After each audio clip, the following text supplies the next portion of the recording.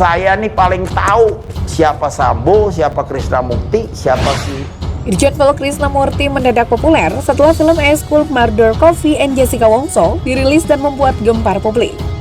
Hal tersebut tak lepas dari pengakuan Jessica Wongso yang menyebut bahwa Krisnamurti memaksanya mengaku sebagai dalang kematian Mirna Salihin.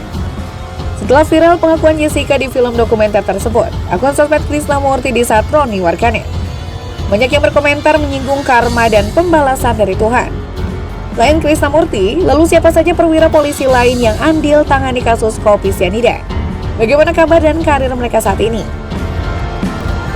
Dinas bersama-sama dengan Bang Krisna banyak sekali.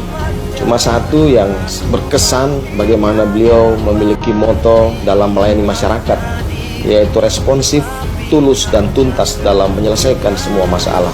Ini akan terus saya pegang, akan saya terus praktekkan dalam kedinasan saya.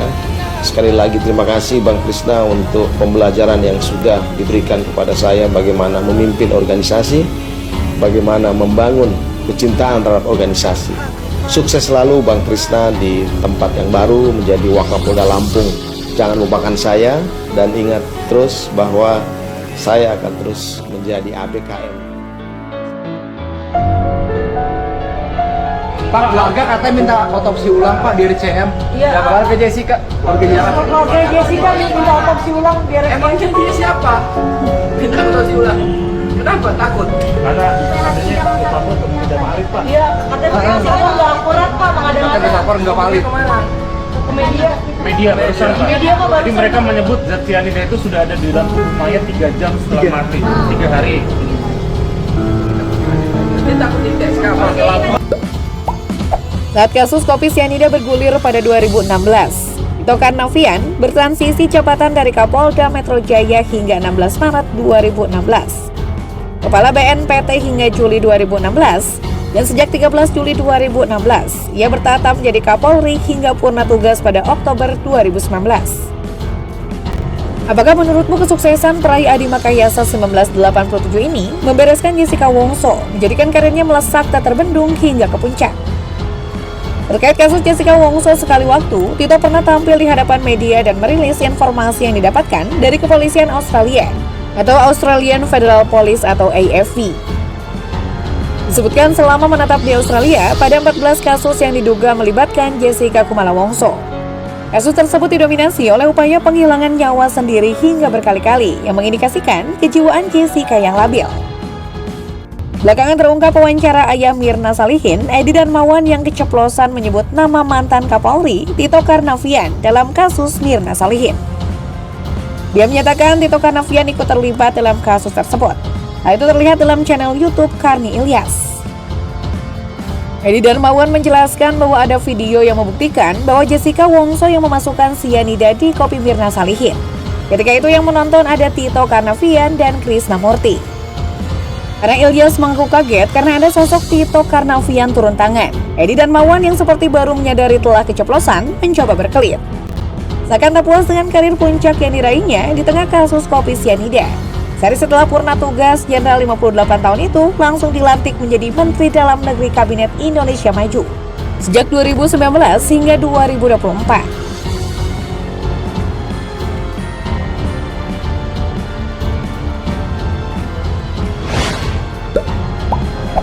Saat mengusut kasus kopi sianida, Krisna menjabat sebagai Direskrimun Polda Metro Jaya dengan pangkat Komisaris Besar atau Kombes. Kuasa hukum Jessica Wongso Otto Hasibuan menyebut, awal petaka bagi Jessica Wongso hingga dituding sebagai pelaku penghilangan nyawa Mirna Salihin berawal dari apa yang dilakukan Irjen Krisnamurti. Kombes Krisnamurti kala itu mengatakan kepada ayah Mirna, Edi Solihin, bahwa Mirna diracun.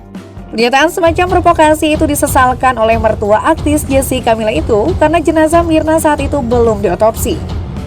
Karena pernyataan itulah, kata Otto, yang menjadi sumber masalah kasus kopi sianida ini. Sebab sejak awal Krisnamurti sudah berkesimpulan Mirna Solihin diracun.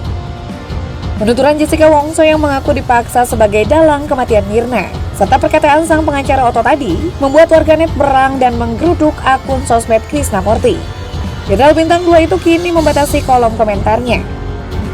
Berunut ke belakang setelah menjabat di Reskrimun Polda Metro Jaya, Irjen Krisna dimutasi menjadi Wakapolda Lampung. Saat itu ia terlibat skandal dituding melakukan tindak kasar pada seorang wanita. Setelah kasus itu namanya langsung meredup, padahal 2 kasus sebelumnya yakni kasus insiden Sarinah dan kopi sianida bikin namanya melejit menjadi selepol. Saat itu ia sempat ditarik ke pusat dan pangkatnya terbilang mandek. Ia bertahan bintang 1 sekitar 5 tahun, sementara bawahannya Ferdy Sambo sudah meraih Jenderal bintang 2. Pada tahun 2022, ia akhirnya naik pangkat meraih pangkat bintang 2 dengan jabatan Kadif Hubinter Polri.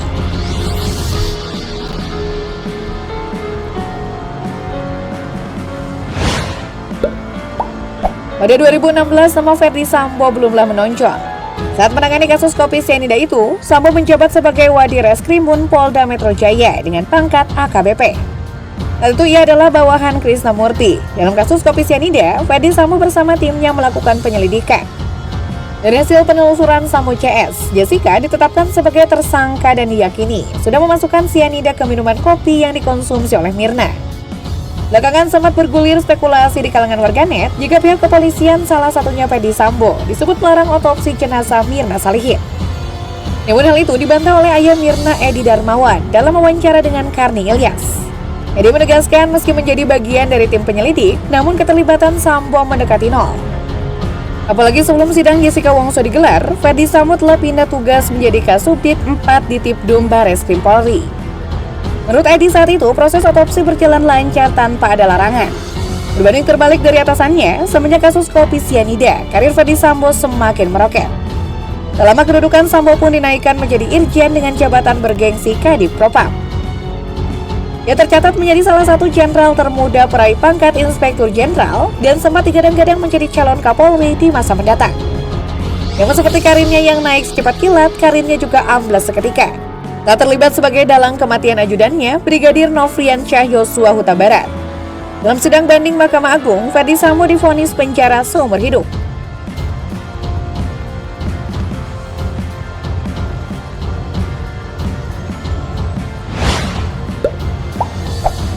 Wadireskrimun Polda Metro Jaya AKBP Heri Heriawan disebut-sebut dalam persidangan Jessica Kumala Wongso pada 2016 silam.